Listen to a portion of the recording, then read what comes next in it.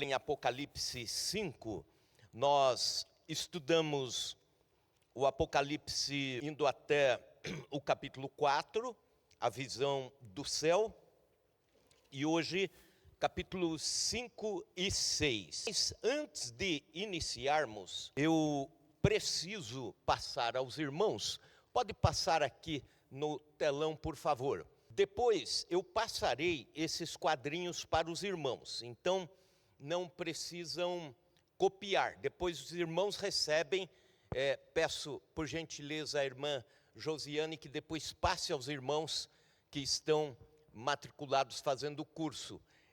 Existem, como falei na primeira lição, e agora a gente precisa repetir isso para entrar em tudo aquilo que nós vamos ver, três principais vertentes da escatologia. Bom, o que é a escatologia? É estudo das coisas do fim.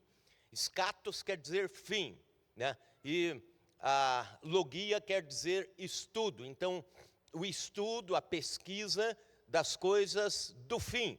Então, escatologia, quando ouvir essa palavra, você já sabe, isso tem a ver com Apocalipse, com Daniel, com alguns capítulos de Mateus, capítulo 24, 25, tem a ver com alguns ensinos de Paulo sobre as coisas do fim. Bom, vamos lá. O pré-milenismo é a visão literal e cronológica de todas as coisas do fim, inclusive do Apocalipse, que é um livro cheio de simbolismos. Tem o pós-milenismo e o amilenismo. O que eu vou pedir é para que durante a semana você pesquise, a título de tarefinha de casa, o que são as três visões. Pode depois digitar isso no Google, vai ter prós, vai ter contras, vai ter defesa, vai ter mais, com olhos mais atentos, o amilenismo. Bom, pode passar para outra telinha, por gentileza. É difícil, talvez, para todos enxergarem aqui, mas vamos lá. Essa é a visão pré-milenista, a visão que eu falei, de que todos os números, todos os símbolos são interpretados de forma literal e também os tempos interpretados de forma literal e gera este quadro. Então, os irmãos pré-milenistas creem dessa forma. Indo um pouquinho adiante, da esquerda para a direita, seria mais ou menos a seguinte situação. Antes lá da cruz, teria Israel como povo de Deus escolhido, chega em Cristo, eles rejeitam Cristo, a história de Israel fica freada para depois continuar. Fica quietinha aqui, guardada na gaveta, para depois ser tirada. Aí começa a era da igreja, que nós estamos nela. Depois, arrebatamento e ressurreição dos crentes. No mesmo dia, arrebatamento e ressurreição. Aí, mais alguns elementos que no quadrinho ali faltaram, mas seria isso. A primeira volta de Cristo. Aí começa um período de 7 anos, divididos em 2 períodos de 3 anos e meio. 7 anos de tribulação, tendo os últimos 3 anos e meio chamado Grande Tribulação, caos absoluto. Nisso a igreja está no céu, não esqueçam disso. Aí, nesse tempo, o reinado do anticristo. 3 anos e meio, o anticristo conquistando as nações. No outro período de 3 anos e meio, as nações descobrem que foram enganadas, mas já estão oprimidas. Ok. Aí, depois dos 7 anos, a grande batalha do Armagedon. E os pré-milenistas interpretam como uma batalha literal, todas as nações se reunindo num pequeno vale, os exércitos, para lutarem contra Israel. O vale do Armagedon é um vale pequeno, não caberia nem um exército, né? Então, trata-se sim de um evento simbólico, mas Na visão pré-milenista, é literal. Aí começa o chamado milênio, também literal. E nessa batalha do Armagedon, Cristo volta do céu e com a igreja arrebatada e os ressuscitados já em corpo de glória, para um reinado de 1000 anos, onde se mistura gente com corpo de glória e gente com corpo normal. Gente que vai morrer e gente que não vai morrer mais. E aí começa um reinado humano, físico, de Cristo em Jerusalém por 1000 anos.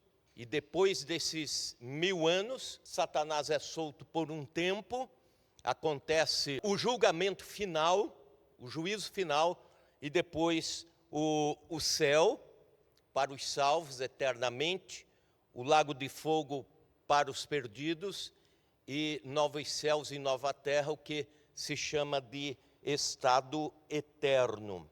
Então essa é a visão pré-milenista. Passa o outro quadrinho, por gentileza. A visão pós-milenista. Por que é chamado milenista, né?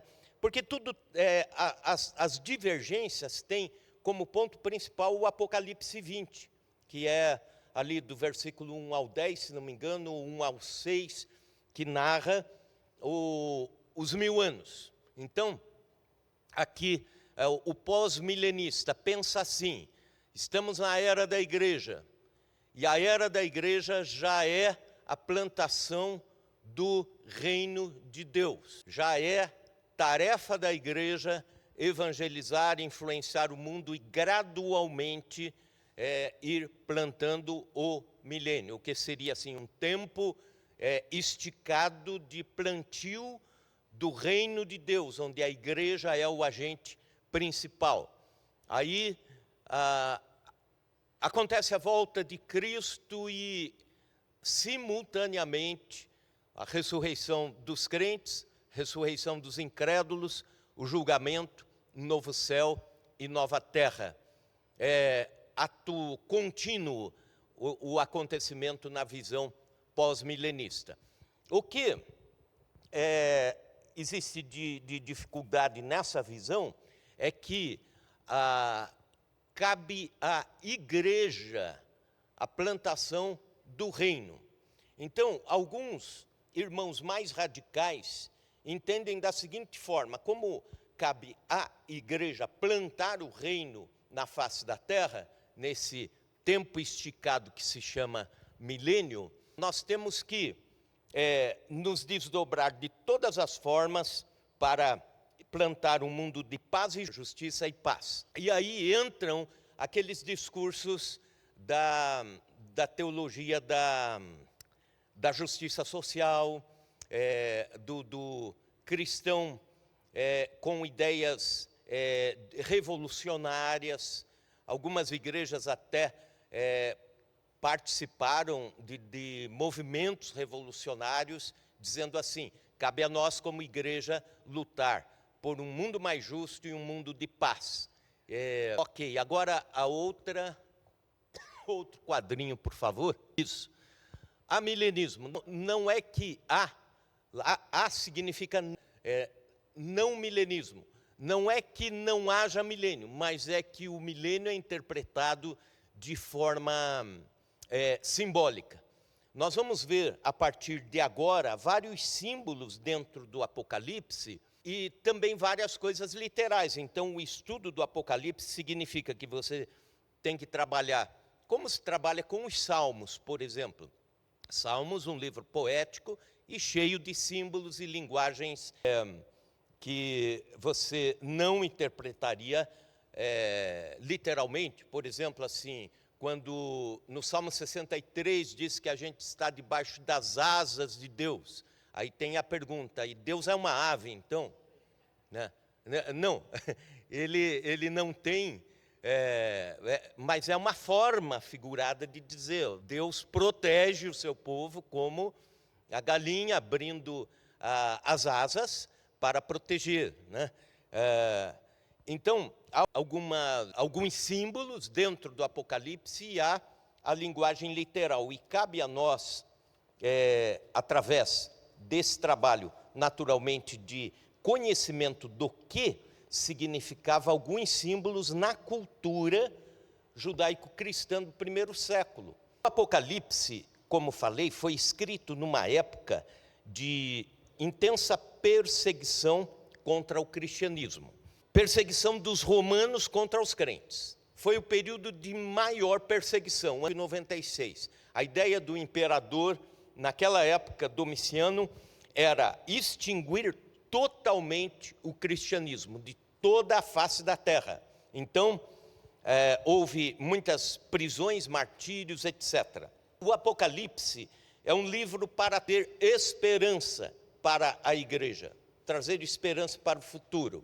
Lembram disso? Falamos sobre isso na primeira aula. Então, ele foi escrito numa linguagem que só os crentes do primeiro século, e especificamente os crentes que foram judeus antes de ser crentes, é que entendiam. Então, quando fala de alguns símbolos ali, os romanos não entendiam nada.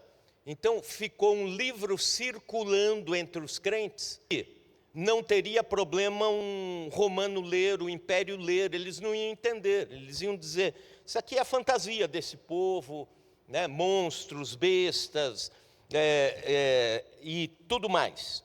Mas quem já foi judeu e conhecia a linguagem judaica, e agora servindo a Cristo, conhecendo a proposta do Evangelho, iria entender perfeitamente os símbolos contidos no Apocalipse. Então vamos lá, capítulo 5, e vamos prosseguir. Falando agora, irmãos, sobre o livro selado, o símbolo da história da humanidade, o sentido da história.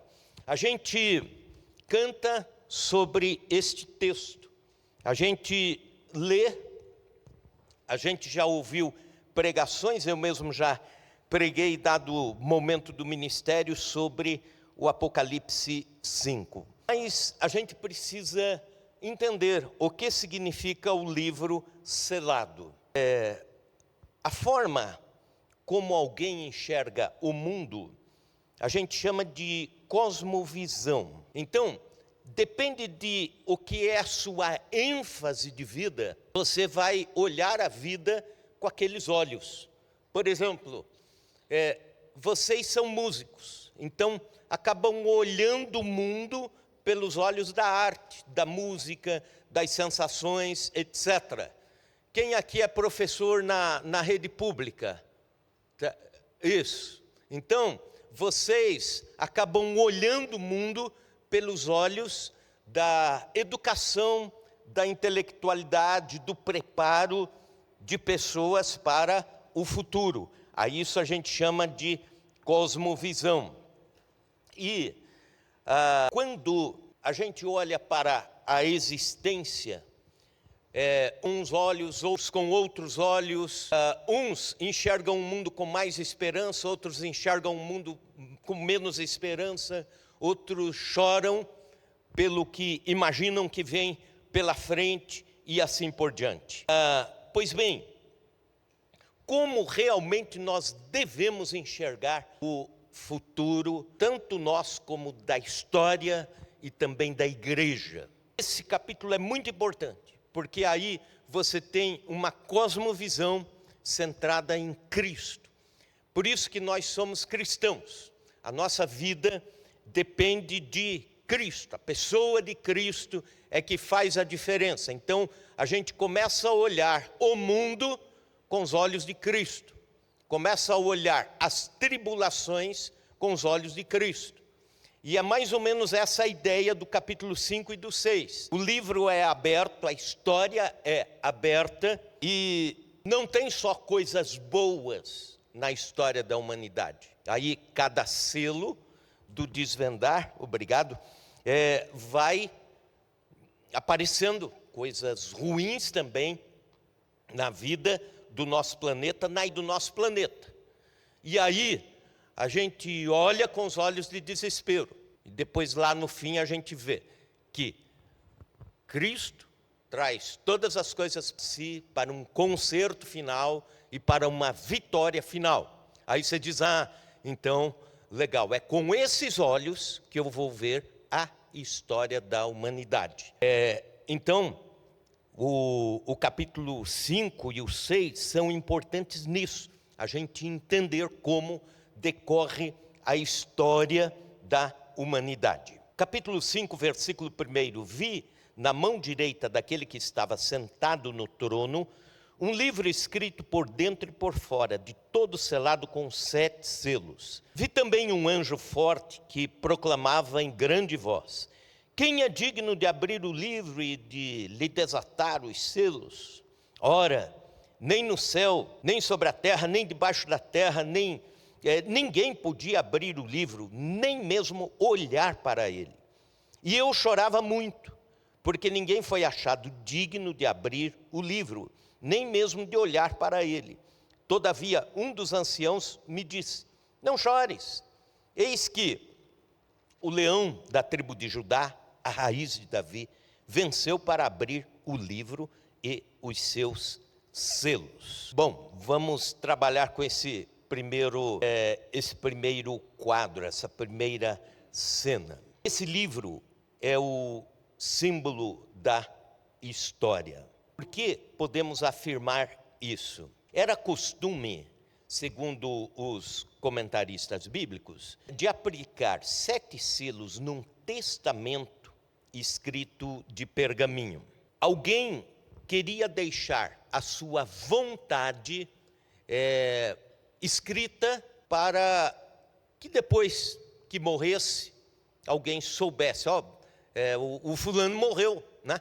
E está deixando essa casa para o Beltrano, esse carro para o filho, aquela moto para o neto e tal. Mas isso tudo era feito da seguinte forma: pegava-se o pergaminho, digamos que é isso aqui, enroladinho, aqui, então, está tudo escrito. Não, eu fiz por gosto só para acordar vocês. Então está aqui o pergaminho, certo? A vontade de alguém está escrita aqui. Aí chega uma testemunha, vem aqui e faz um lacinho e amarra. Outra testemunha lê, faz um lacinho e amarra. A outra até 7. 7 testemunhas dizendo que eu conheço a vontade dessa pessoa, porque se uma testemunha morrer, ainda tem 6. Se 3 morrerem, tem 4. Alguém vai saber, né, guardar de cabeça aquilo que estava no livrinho. Então, João, na sua visão, capítulo 5, ele vê um rolinho desse, selado com 7 selos, com 7 amarras. E dizem os historiadores que por fora do rolo estava escrito os tópicos principais, que aí alguém poderia ver, mas não os detalhes. Só conheceria os detalhes da vontade de alguém que deixou aquele escrito se abrisse os 7 selos. E é interessante o seguinte: por que 7 selos? Era amarra e feita com uma massinha que endurecia no nó, de forma que é mais ou menos como lacre de placa de carro. Depois que abre, não tem como, você tem que voltar lá no Detran e fazer de novo.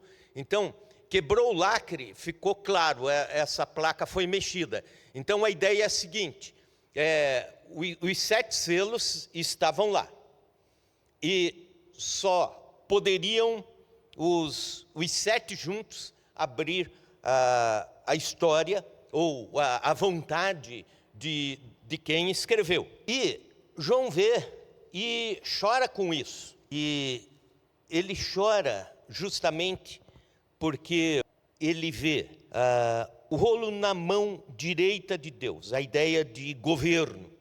Deus está governando, mas ninguém sabe finalmente o final das coisas e o porquê e os detalhes da história desse planeta tão atribulado. João chora por causa disso. E ele diz, não há nem na terra, isto é, entre os homens, nem governantes, nem nos céus, Miguel, Gabriel, os serafins, os querubins, os anjos, a própria igreja dos redimidos, que parte dela já estava lá, nem debaixo da terra, nem o diabo, nem os demônios, nem os espíritos malignos conseguem dar sentido à história do planeta. Nenhum partido político consegue dar sentido à história do nosso planeta. Não conseguimos entender a cosmovisão correta até esse momento. E João chora por causa disso. Aí, versículo 4, e eu chorava muito, porque ninguém foi achado digno de abrir o livro, nem mesmo de olhar para ele. Aí, versículo 5, todavia um dos anciãos me disse, não chores, eis aqui o leão da tribo de Judá, um dos títulos de Jesus no Velho Testamento. E aqui volto a dizer, parece muito da linguagem do Velho Testamento no Apocalipse. É uma forma de dizer, quer entender bem o Apocalipse, estude as profecias e o Velho Testamento, para entender a linguagem do lá, para o trazer para cá. Então, é um livro que decorre nesse pensamento, nessa linha de interpretação. Então, quando se fala o leão da tribo de Judá, o herdeiro, o de maior ascensão dentro da tribo de Judá, que foi a tribo de Cristo. A raiz de Davi, isto é, o sucessor de Davi no reinado. Ele venceu para abrir o livro e os seus 7 selos. E aí então a gente diz, está aqui, legal. Encontramos Cristo fazendo isso, dando sentido à história. Então, aqui já daria uma mensagem evangelística tremenda. Quer que Cristo tenha, aqueles que vão fazer o curso de pregação expositiva, né? Aqui já daria, quer que Cristo faça sentido, quer que a sua história tenha sentido, né? Deixa Cristo entrar na sua história e tal.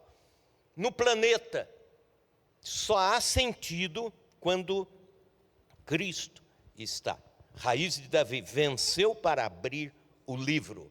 Então, ele conhece toda a vontade detalhada de Deus até o final, com cada detalhe.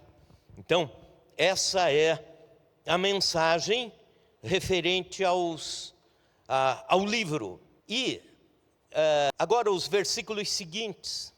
Então vi no meio do trono e dos 4 seres viventes, que nós já vimos 2 domingos atrás, entre os anciãos de pé, um tendo sido morto. Ele tinha 7 chifres, bem como 7 olhos, que são os 7 Espíritos de Deus enviados por toda a terra. Veio, pois, tomou o livro da mão direita daquele que estava sentado no trono. E quando tomou o livro, os 4 seres viventes e os 24 anciãos prostraram-se diante do Cordeiro. Quem são os 4 seres viventes? Os salvos. Quem são os 24 anciãos? Os salvos também, em forma de igreja, em forma de organização. Os 12 representantes da velha aliança, né? Os salvos em Cristo pela fé antes de Cristo. Antes, no Velho Testamento, e os salvos do Novo Testamento. Então a ideia do 12 mais 12, 24. E prostraram-se diante do Cordeiro, tendo cada um deles uma harpa e taças de ouro cheia de incenso, que são as orações dos santos. Uma pergunta que alguém poderia fazer. Um dos anciãos disse que quem vai abrir o livro é o leão da tribo de Judá e a raiz de Davi. Por que agora aparece um cordeiro abrindo luz? O próprio Cristo, raiz de Davi, leão da tribo de Judá, cordeiro que foi morto. Não esqueçam disso também mesmo na eternidade no céu, o sacrifício de Cristo será tido como o ponto principal que nos trouxe a salvação, que nos trouxe a olhar o mundo com esses olhos de Cristo. Então, a cosmovisão. Aí você diz, agora eu entendi a história. Entendi, porque em Cristo e na cruz de Cristo e na salvação, agora sim se faz todo sentido. O livro aberto. Entoavam um novo cântico dizendo, e agora é interessante a celebração do povo de Deus, a adoração ao Senhor na história. Versículos 7, indo até o 14. Veja bem, aí os selos se abrem, a história é desvendada, é interpretada. Cristo é enaltecido na história como aquele que toma o livro e abre, dá sentido à vida da humanidade, dá sentido à vida do nosso planeta. Tomou o livro da mão direita e de quem estava sentado no trono. Quando tomou o livro, os 4 seres viventes, 24 anciãos, prostraram-se diante do Cordeiro, tendo cada um deles uma harpa e taças de ouro cheias de incenso, que são as orações dos santos. Isso aqui tem a ver com adoração. Então, harpa, taças de ouro cheias de incenso e as orações tem a ver com a adoração do povo de Deus ao longo da história. Adoração do povo de Deus ao longo da história desse planeta. Entoavam novo cântico dizendo, digno és de tomar o livro e de abrir-lhe os selos, porque foste morto e com teu sangue compraste para Deus. Aqui, a adoração a Cristo por a morte de Cristo, por causa do sacrifício de Cristo. É o que a gente faz toda Santa Ceia, certo? Então a Santa Ceia não é um culto que a gente pode apenas, tem um anexo, hoje vai rápido aí porque tem ceia, né? Canta menos, prega menos porque tem ceia. Essa ideia assim, não. A Santa Ceia é a celebração em forma de memória do que inclusive vai acontecer no céu. E esse texto aqui da adoração dos salvos, ele também é atemporal. Como que isso a gente entende? Está acontecendo nos céus, vai continuar acontecendo nos céus e acontece na terra também. Então, todas as vezes que a gente diz assim, quando o povo de Deus adora a Deus, céus e terra se encontram. Isso é verdade. No mundo espiritual, nós estamos vivendo já uma antessala do céu, já estamos vivendo o clima do céu, quando estamos adorando como povo de Deus. Então olha que coisa impressionante para quem ministra louvor, para quem leva a igreja a adorar, para quem prega, para quem dirige a liturgia do culto. Não é só a igreja da terra forçando alguma coisa para chegar no céu, não. A ideia é a seguinte, quando cultuamos aqui, nós emendamos com o culto no céu. Não é maravilhoso isso? E é isso que João está vendo, só que ele está vendo a adoração ao longo da história, ele está vendo lá no céu, como se não fosse mais o culto aqui na terra, mas ele está lá olhando do céu, de cima para baixo, as coisas acontecendo, e também de cima para cima, né? E aí, adoração. Primeiro, a oração do povo de Deus, as orações dos santos. Falei da adoração por causa da morte de Cristo, com seu sangue compraste para Deus, que procede de toda tribo, povo, língua e nação. É a celebração missionária do povo de Deus, versículo 9, a última parte. A ideia assim de que no céu nós vamos ainda estar adorando a Deus por causa da obra missionária. Então eis a importância da igreja ser missionária, porque ela leva essa adoração a acontecer entre aqueles que procedem de toda tribo, língua, povo e nação. E para o nosso Deus os constituíste reino e sacerdotes, e reinarão sobre a terra. Aqui, versículo 10, a postura do povo de Deus. Deus nos levanta, povo de Deus, como povo sacerdotal. O que é, qual a diferença entre o profeta e o sacerdote? Nós somos povo profético também. O que é isso? É a igreja trazer a voz de Deus para a terra. Isso é profético. Tudo que você faz para a glória de Deus é profético. E o que é sacerdote? É o contrário. O sacerdote oferecia sacrifício do povo para Deus. E nós somos chamados a ser instituídos como povo sacerdotal. Então, os constituíste reino e sacerdote, e reinarão sobre a terra.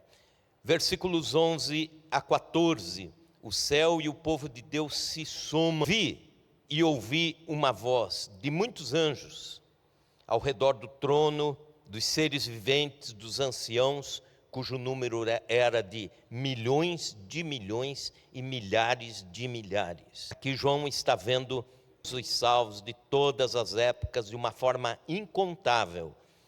Na linguagem dos símbolos seria, olha, não consigo contar, milhões, milhares de milhares. Proclamando em grande voz, digno é o Cordeiro que foi morto de receber poder, riqueza, sabedoria, força, honra e glória e louvor. Então ouvi que toda criatura que há no céu e debaixo da terra e sobre o mar e tudo que neles há, estava dizendo: aquele que está sentado no trono, Deus, e ao Cordeiro, Cristo, seja o louvor, a honra, a glória, o domínio pelos dos séculos. E os 4 seres viventes respondiam: amém. Também os anciãos prostraram-se e adoraram.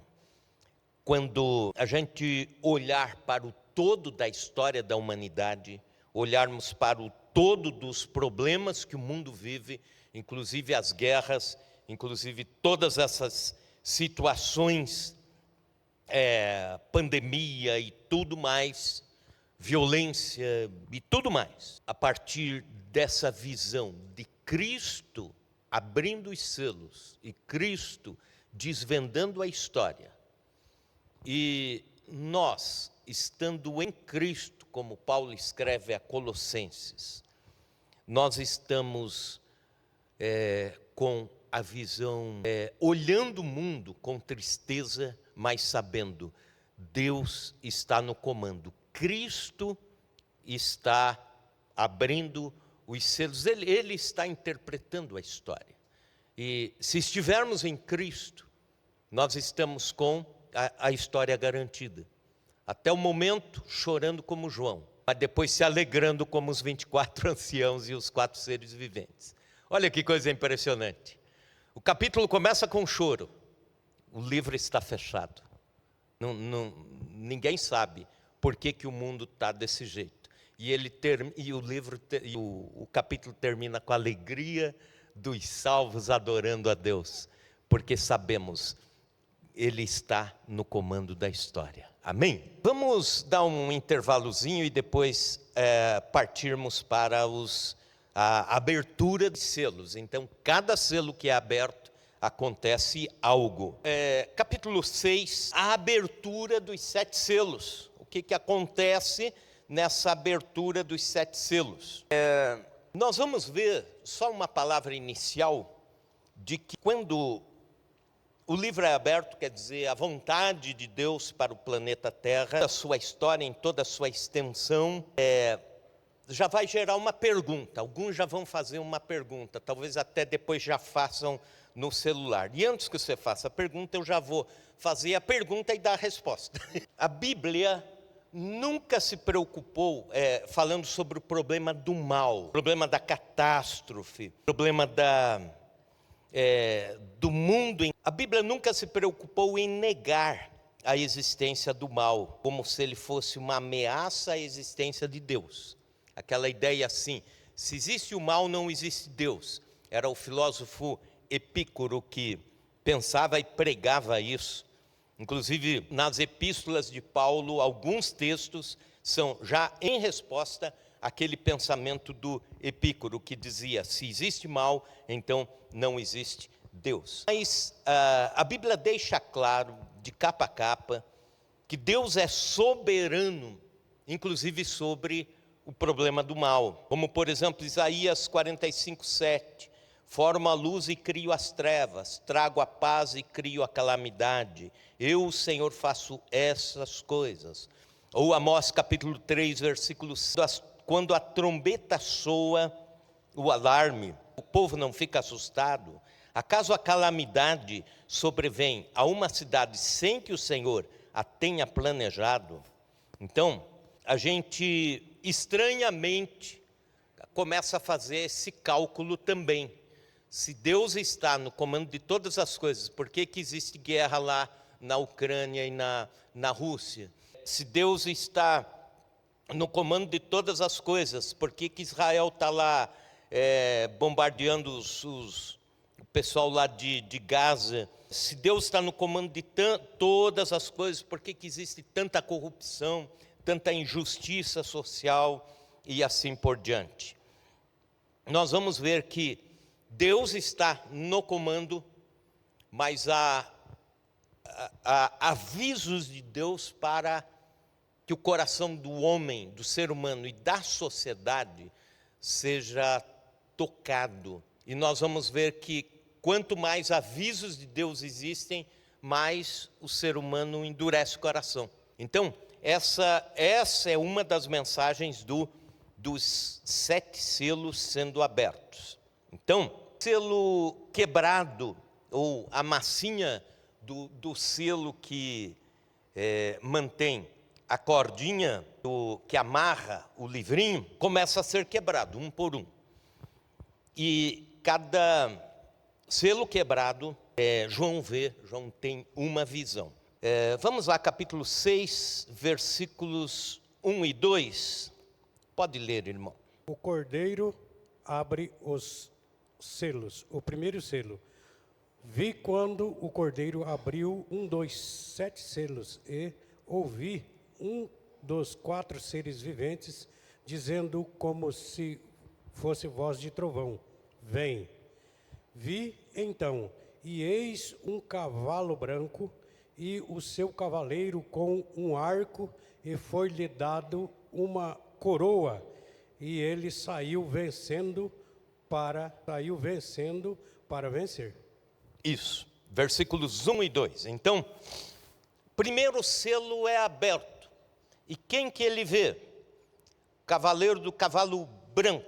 É a figura de Cristo. Evangelho sendo a partir de então espalhado pela terra.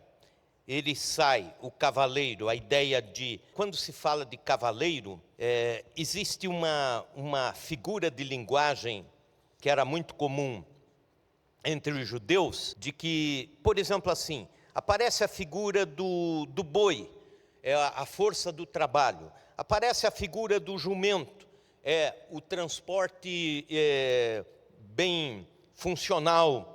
Aparece a figura do cavalo, a velocidade da conquista, seria mais ou menos isso, a guerra, a conquista. Então, cavalo branco, primeiro que aparece, é a ideia do cristianismo surgindo.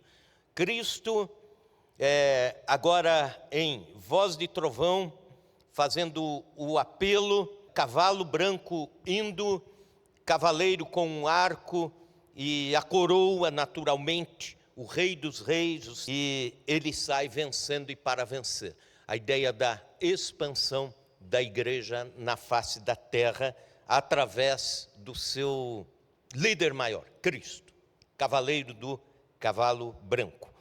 Essa interpretação é quase que unânime dos versículos 1 e 2. Versículos 3 e 4, o segundo selo. Então, abriu um selo e João viu, a igreja nasce, Cristo à frente, o evangelho indo à marcha de guerra pelo mundo. Agora, versículos 3 e 4. O segundo selo. Quando abriu o segundo selo, ouvi o segundo ser vivente, dizendo: Vem.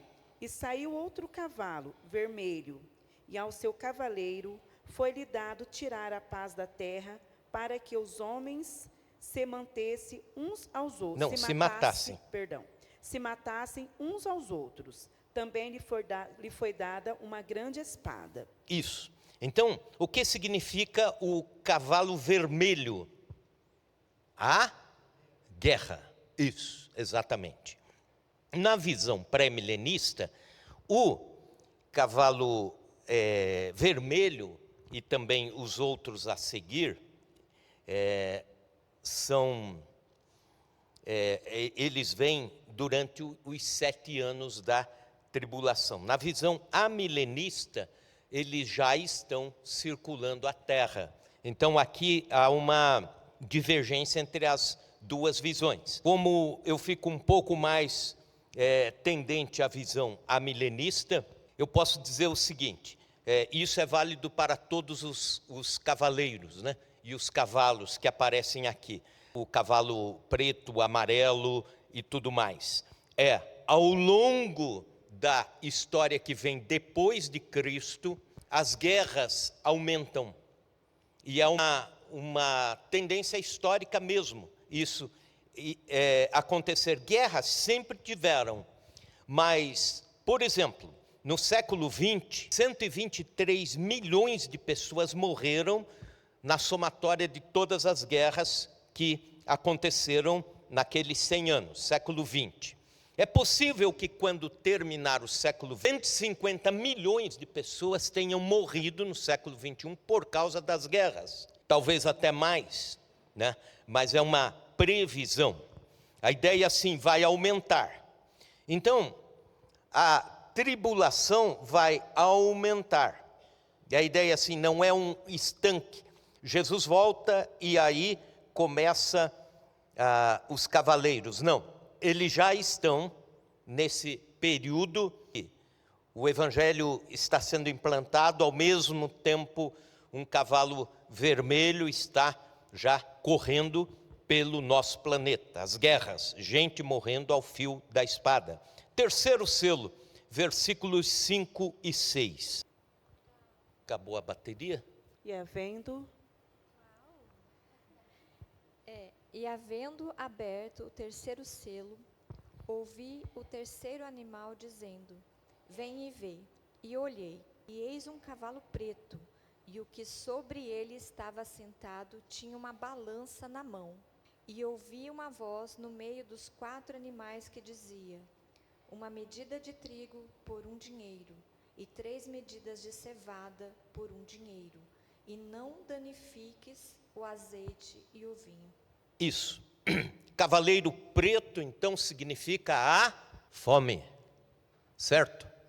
Então, não vamos esquecer isso. Cavalo branco é Cristo e o evangelho indo, certo? Cavalo branco, ficou claro? Cavalo vermelho, guerra. Cavalo preto, a fome. Então, cuidado, não torçam pelo Flamengo, tá? Representa a fome e a pobreza com as quais o mundo inteiro está sofrendo e vai piorando. A ideia é essa: a tribulação vai piorando, acelerando a fome. Interpretando aqui essa coisa do dinheiro, algumas traduções denário, né? Mas a ideia é a seguinte: um homem precisava trabalhar um dia inteiro para ter 1 denário, o que na sua tradução é 1 dinheiro, para comprar 1 litro de trigo, que daria uma alimentação para uma pessoa, um dia inteiro de trabalho. Então, uma inflação exacerbada. Normalmente, na época que esse texto estava sendo escrito, na cultura romana ou judaica, ele compraria 12 quilos de trigo pelo mesmo preço. Então, o que daria tranquilamente para muitos dias ou semanas. Dessa forma, o trabalhador só conseguiria alimentar a sua família não com trigo, mas com cevada. Então, uma medida de trigo por 1 denário, inflação altíssima. 3 medidas de cevada por 1. A cevada, naquela época, era dada aos animais. E agora, mediante a fome, o ser humano está comendo a cevada. O cavalo preto também descreve a pobreza dos crentes que foram perseguidos, e nós vamos ver lá para frente, aqueles que não fizeram concessões, aqueles que não aceitaram sobre si a marca da besta, e que o mundo vai ter dificuldade de comercializar com quem não pensa igual. Isso já acontece? Acontece. Quando a gente falar lá sobre o Apocalipse 13, né, a marca da besta é mais ou menos a ideia assim: você vai virar uma pessoa à parte dentro do mundo que tem um pensamento todo alinhado com aquilo que você sabe que é contrário à palavra de Deus. Então, isso vai fazer naturalmente que, com o tempo avançando, cristãos comecem a sofrer com pressões, como por exemplo, um país formado por crentes, o Canadá. Pastor Alexandre, amigo meu, está por lá. Ele há muitos anos já é pastor numa igreja lá e é capelão do exército lá. E ele disse, olha, recentemente uma família da igreja tinha a sua filhinha matriculada na escola, uma escola particular. E quando veio várias cartilhas de inclusividade, todo aquele discurso da identidade de gênero e tudo mais, eles foram reclamar, pensando que estavam no Brasil, né? Chegaram lá, a diretora disse assim, você tem a opção, ou deixa sua filha aqui na escola e fica quieto normalmente, ou então tira da escola. Ela falou, bom, então vou tirar da escola. Tirou da escola, pegou a cartinha e tal, e foi. A outra escola entrou em contato com a professora, com a diretora lá, e falou, aqui não queremos sua filha também. Depois, também aqui não. Resultado, a família teve que se desdobrar para dar o ensino para aquela criança dentro da casa. É mais ou menos isso que a gente está vivendo e vai viver mais intensamente. Nós vamos ver isso lá para o capítulo 13. Mas, como eu falei, que o Apocalipse não está numa sequência rígida cronológica, aqui já dá para ver nos versículos 5 e 6, parte daquilo que é a perseguição, a opressão contra o povo de Deus. Por exemplo, os produtos que aparecem aqui: não danifiqueis o azeite e o vinho. O cavalo da fome sai para espalhar a fome, mas sai para espalhar a fome entre os pobres, trigo e cevada.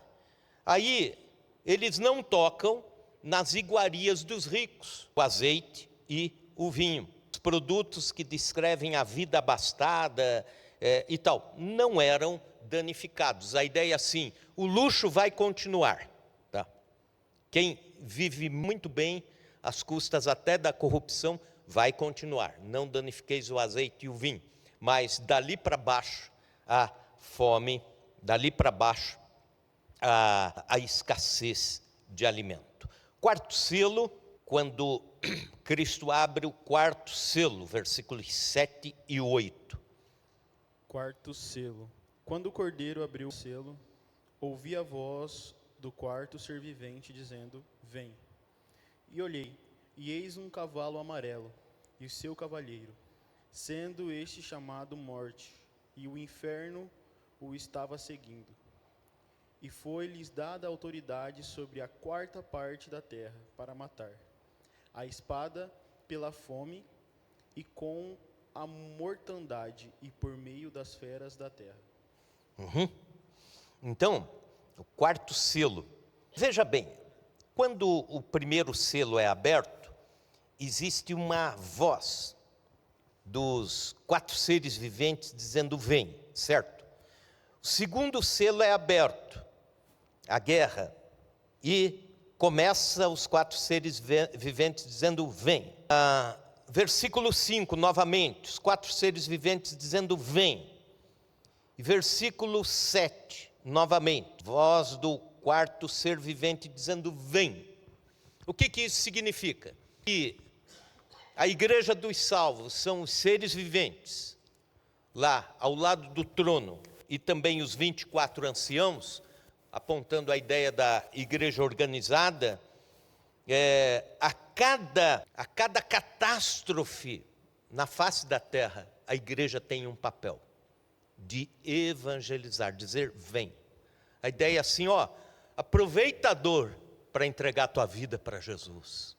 Aproveita a tragédia para abrir seu coração. Nós pensávamos isso, que a pandemia ia acabar e ia encher a igreja de gente buscando a Deus. Olha, agora sim o mundo será diferente. O que aconteceu? Pior, nem crente meia sola voltou para a igreja. Já ficou lá no mundo, né? Aprendeu a viver pescoçando só as redes sociais, assistindo culto e pronto. A catástrofe vem e a igreja diz vem, e o mundo não vem, e o mundo endurece o coração, porque endurece o coração, vem outra catástrofe, outro selo é aberto. Entenderam a lógica disso? Quando a gente evangeliza alguém que está sofrendo, você tem quase certeza, essa pessoa vai entregar a vida para Jesus, e não entrega, sara e vira as costas. Também, aqui o capítulo 6 está falando do longo da história, principalmente depois que o cavaleiro branco sai, Cristo, né? Aí o Cristo ressurreto, aí já a história do cristianismo pós. Então já estamos vivendo os selos sendo abertos. Aí no quarto selo significa a morte, cavalo amarelo, a morte, sendo este chamado morte, e o inferno estava seguindo, e foi-lhe dada autoridade à 4ª parte da terra para matar, a espada, pela fome, com a mortandade e por meio das feras da terra. Quando diz assim, a 4ª parte, não é que Deus faz uma conta lá, pega a calculadora, faz um cálculo e diz, só aqui não. Aqui. A ideia é assim, a morte não tem o poder final, a autoridade final. Então Deus dá uma parte de autoridade para ela tirar vidas. Então, os instrumentos da morte aqui, inclusive, aparecem a espada. Trata-se da morte provocada pela guerra, pelo crime, pela violência, a fome, que é o subproduto da guerra, dos exploradores, etc. As pragas, que são as doenças, pestes, epidemias, pandemias. Os animais selvagens, tanto bichos como homens maus. Quando fala das feras da terra, há uma interpretação que também pode dizer assim, as pessoas de tão maldosas, algumas passam a ser chamadas de feras, como por exemplo, alguns governantes que o mundo teve, como Hitler, Saddam Hussein, tantos outros que aparecem, são chamados também no texto bíblico de feras da terra. Então o 4º selo se abre, a igreja diz vem, né? Mundo aceita Cristo. Não, aí vem a morte. E quando a gente olha, por exemplo, para a pandemia que aconteceu há pouco tempo, historicamente pouco tempo, quando olha para a Segunda Guerra Mundial, não tem como dizer que não estamos vivendo a abertura também do 4º selo. Mas isso, volto a dizer, não numa linha cronológica, mas ele vê cenas de coisas que vão acontecendo, talvez até interpostas, ao mesmo tempo. Versículos 9, indo até o 11. Leia, por favor, do 9 ao 11. Quinto selo. E havendo aberto o quinto selo, vi debaixo do altar as almas do que foram mortos, por amor da palavra de Deus, e por amor do testemunho que deram. E clamavam com grande voz, dizendo: até quando, ó verdadeiro e santo dominador, não julgas e vinga o nosso sangue dos que habitam sobre a terra? E foram dadas a cada um compridas vestes brancas, e foi-lhe dito que repousasse ainda um pouco de tempo, até que também se completasse o número dos seus conservos, seus irmãos, que havia de ser morto. Aqui, quando abre o quinto selo, ele é como se João estivesse olhando a terra, os cavaleiros indo. E daí, abre o quinto selo, ele já não olha a terra, mas ele olha ao lado, o céu, a alma dos mártires, clamando por justiça. E é interessante, é triste isso,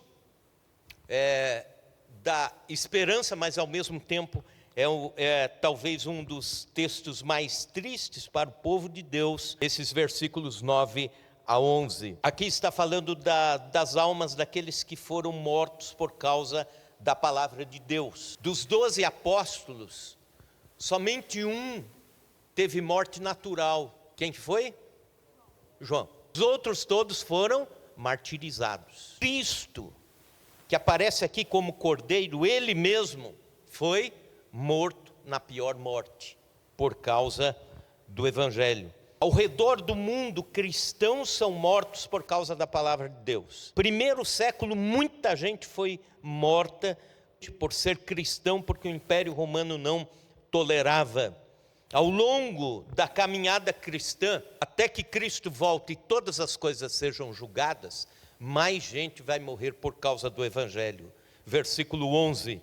Então, cada um deles foi dado uma vestidura branca, e lhe disseram que repousasse ainda por um pouco de tempo, até que também se completasse o número dos conservos e seus irmãos, que iam ser mortos como igualmente eles foram. Esse texto está dizendo que ainda vai ter gente que vai morrer por causa da palavra de Deus, por causa do evangelho, até que se complete o número daqueles que serão martirizados. Só Deus sabe a respeito dele, né?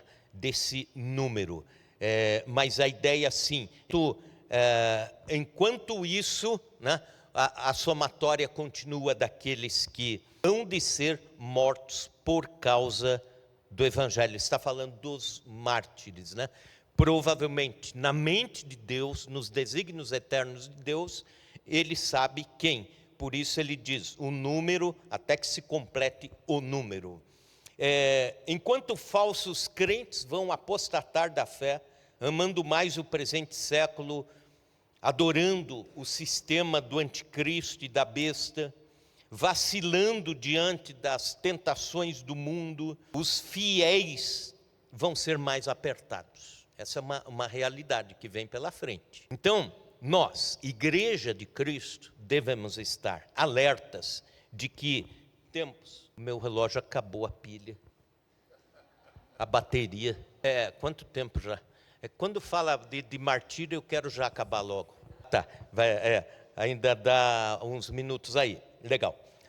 Então, quando fala do martírio e desse tempo que os mártires no céu estão reclamando: Senhor, até quando o Senhor não julga? Até quando vai ter gente morrendo? A igreja ainda vai ser perseguida até quando? Essa é a pergunta.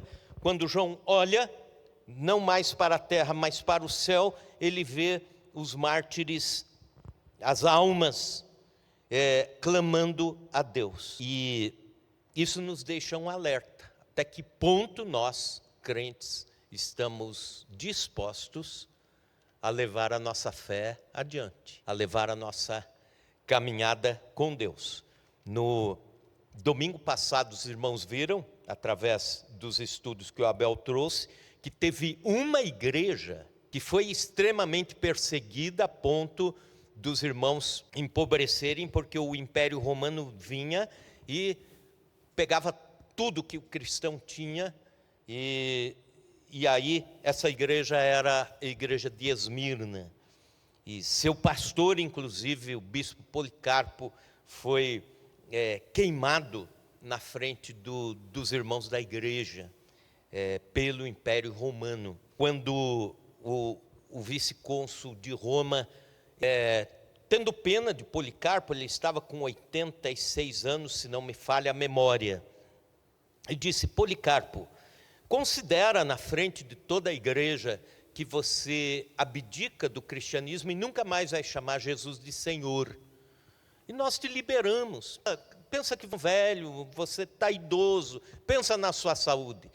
A resposta dele foi assim: eu sirvo ao Senhor há 86 anos e Ele nunca me deixou, eu jamais vou deixá-lo.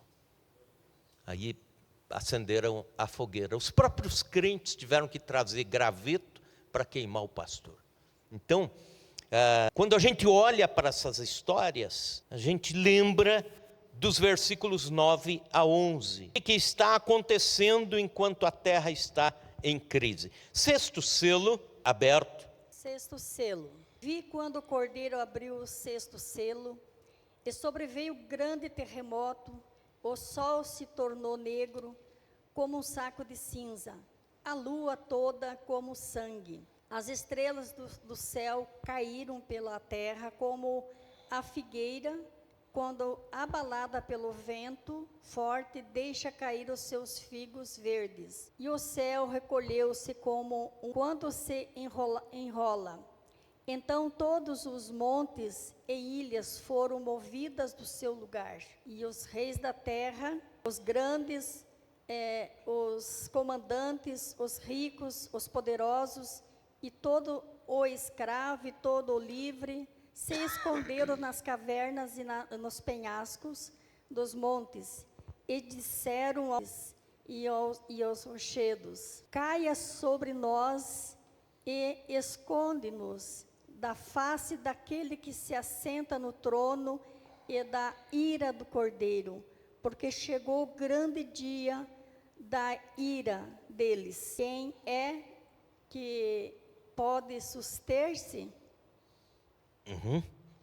Então, aqui no sexto selo, existe uma cena que antecede o juízo final. No sexto selo. Oi?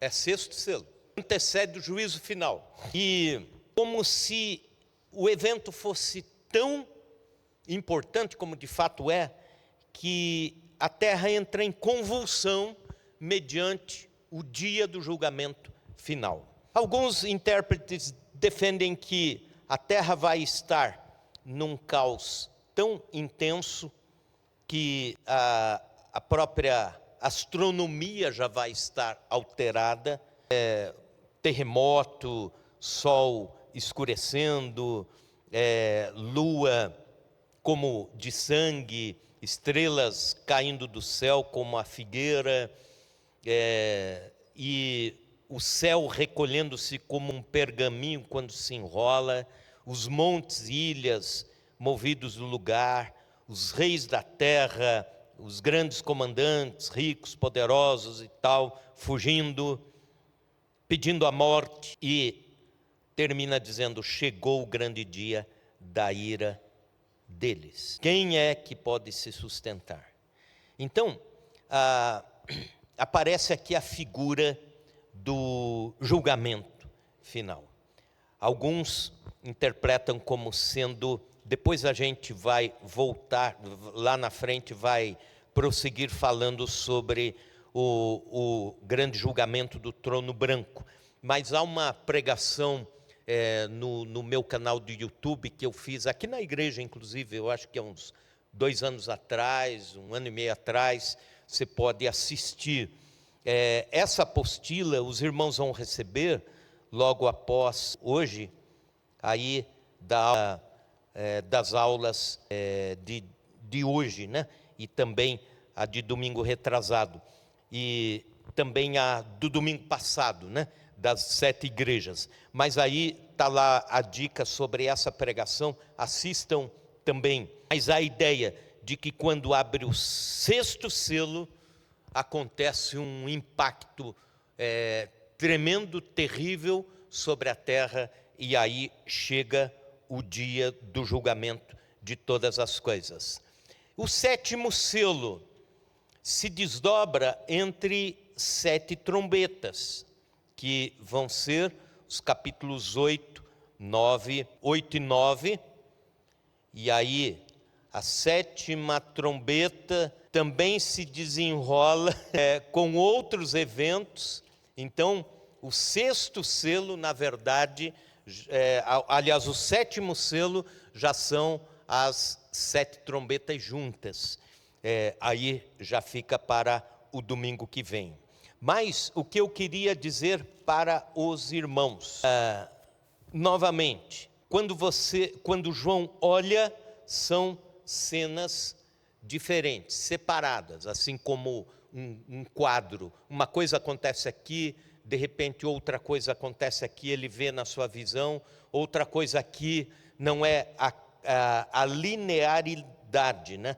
Porque se fosse pela linha de tempo cronologicamente rígida, aqui nos versículos 12 a 17, já acabaria toda a história do planeta Terra. Já no versículo 17, inclusive, há uma interpretação de alguns irmãos também, que aqui, nos versículos 12, indo até o 17, vem o julgamento de Deus, mas não o juízo final, mas a humanidade entra numa convulsão muito maior, porque algumas figuras aqui podem interpretar, por exemplo, uma bomba atômica destruindo todo o planeta. Quando se diz assim, sobreveio grande terremoto, é um sintoma, um sinal de uma explosão atômica. O sol se escurece, outro sintoma, como um saco de crina, a lua toda como sangue, o céu depois fica esvermelhado, avermelhado. Estrelas caem do céu. No dia seguinte a uma explosão atômica, por exemplo, fagulhas da bomba vão caindo como se fossem estrelas, né? Talvez alguns de vocês assistiram aquele filme After Day, o dia seguinte, né? Assistam pensando nesse quadro. O céu recolheu-se como um pergaminho quando se enrola, né? Aquela figura, quando você digita assim, bomba atômica, imagem lá no Google, aquela coisa parece que o céu faz assim e vem...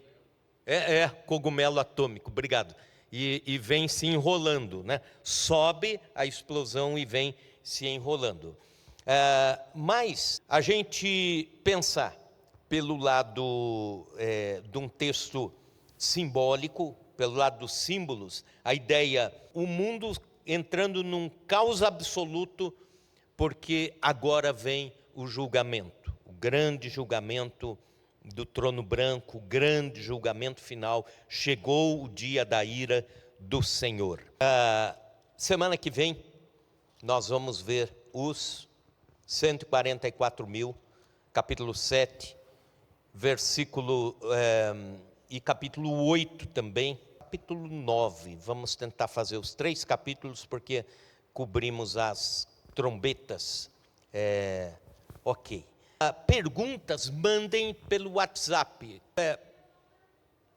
Sim, boa pergunta. Quando nós olhamos para a visão pré-milenista, ela acontece depois da volta de Jesus. Na visão amilenista, ela já vai acontecendo na era cristã. Nós já estamos vivendo a tribulação. Ela só vai ficar mais acelerada lá na frente, depois da volta de Cristo. Mas seria mais ou menos assim. Já vivemos o milênio de paz no mundo espiritual. Um reino de paz sendo implantado. Jesus diz em Lucas, o reino de Deus está dentro em vós. Está aqui, né? Então, enquanto o mundo está num caos, cada vez mais distante de Cristo, o povo de Deus que ouve a voz do Senhor já está vivendo o plantio, não na totalidade, mas já caminhando num plantio do reino de Deus através da evangelização, esse reino chegando a todas as nações, né?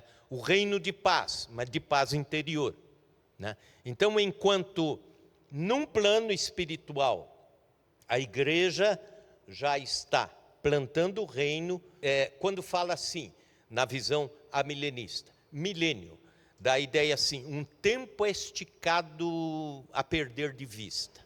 A ideia assim, começa com a morte de Cristo no Evangelho e vai, um tempo esticado, anos, até que Cristo volte. Então, esse tempo todo de anúncio do Evangelho e gente aceitando a Cristo e tendo um reino plantado no coração, a gente chama de milênio.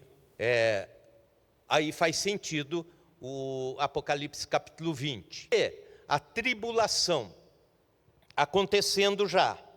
Por que o número 7 anos? Não é que seja 7 anos e 365 dias cada ano. Tipo assim, começa hoje, então conta aí quantos dias e termina lá. Não, é um ciclo completo. O número 7 significa ciclo completo, perfeito e completo. É um ciclo completo de tribulação. Começa e vai piorando, até o caos. No meio disso, a igreja é arrebatada, porque isso também nós vamos ver lá num dos capítulos aqui pela frente. A igreja entra no céu e João pergunta, quem são esses? Aí o anjo diz, são os que lavaram as suas vestiduras no sangue do Cordeiro e vêm de grande tribulação, falando da igreja do Senhor, né? Então, a cronologia que muda aí, Mariana, só na visão pré-milenista e amilenista. E também quero deixar claro aqui que o fato de eu preferir pelos estudos e etc. a visão amilenista, não significa que a pós-milenista ou a pré-milenista sejam heresias, pelo contrário. Como eu falei, são olhares diferentes sobre a interpretação do Apocalipse. Então, e também não há nenhuma normativa sobre isso. Lá, quando fazemos a sabatina dos pastores que estão entrando para o pastorado, a gente pergunta isso, qual a sua visão sobre as coisas do fim, etc. Alguns têm preferência pela pré-milenista, outros amilenista, etc. Mas eu só acho que no começo é fácil explicar tudo isso pelo ponto de vista pré-milenista, é fácil. E chega lá na frente e tem enrosco. E quando você explica desde o começo até o final, sob o ponto de vista amilenista, você consegue explicar todo o quadro da igreja, da tribulação, do arrebatamento, do milênio, do juízo final. O que mais? Você consegue ir caminhando com coerência bíblica e também com versos da Bíblia. Por exemplo, por que se diz que o milênio pode ser o mundo espiritual? Porque o próprio apóstolo Pedro diz lá que um dia para Deus, aliás, 1000 anos para Deus é como um dia. Então Deus não está preso nessa linha de tempo que nós, os humanos, temos. O que mais? Né? O reino de Deus está dentro. Quando Pilatos perguntou a Jesus, estava lá no interrogatório, Jesus falou assim, meu reino não é desse mundo. Aí você junta com o reino de Deus está entre vós. Não, na nossa cabeça, não conseguimos entender por que depois de um reino espiritual definido, Jesus iria dar um passo atrás para formar um reino humano. Assim, ele vir humanamente, sentar num trono e tal, por 1000 anos. Não, o reino já está entendido como um reino muito diferente e que não depende dos trâmites desse mundo. Um espaço físico, um trono, gente junto, opinando, um exército, não. Então, o reino no mundo espiritual. A tribulação já acontecendo e ir piorando, ela vai piorando. Exatamente. É o que nós vamos ver em consonância com o que foi ministrado domingo passado às 7 igrejas. A gente vai ver depois o número dos 144 mil no domingo próximo, a igreja de Deus espalhada por todo o mundo, por toda a face da terra, o povo de Deus em todos os cantos, levando o evangelho, levando pessoas a Cristo, espalhando a glória de Deus e chamando o povo ao arrependimento, né?